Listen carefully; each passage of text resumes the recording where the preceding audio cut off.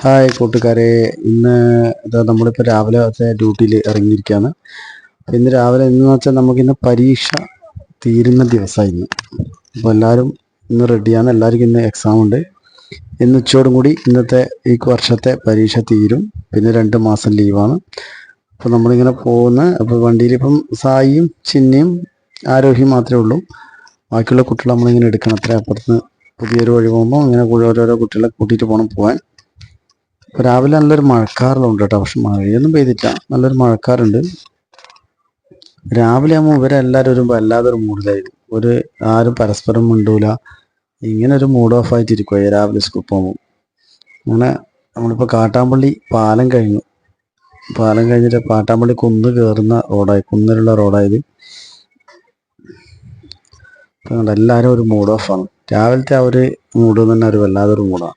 സ്കൂളിലേക്ക് പോകുമ്പോൾ തിരിച്ചു വരുമ്പോൾ നേരെ ഓപ്പോസിറ്റാണ്. ഭയങ്കര ജോളിയായിരിക്കും. തിരിച്ചു വരുന്ന സമയത്ത് ശരിക്കും എന്താ പറയുക വെച്ചാൽ എല്ലാവരും കളിയും ചിരിയെല്ലാം ആയിട്ടാണ് വരിക.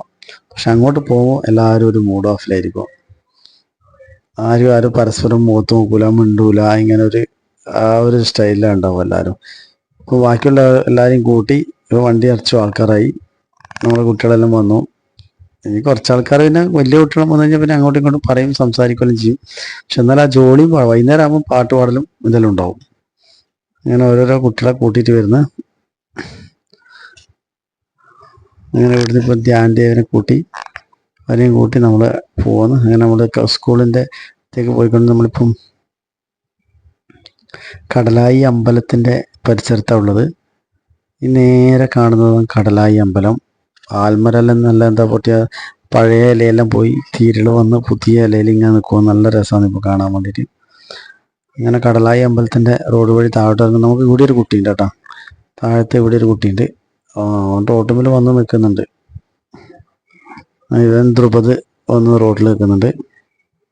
അങ്ങനെ ദ്രുപദിനെയും കൂടി കൂട്ടി അങ്ങനെ നേരെ സെൻറ്റ് തെരേസസിലെത്തി.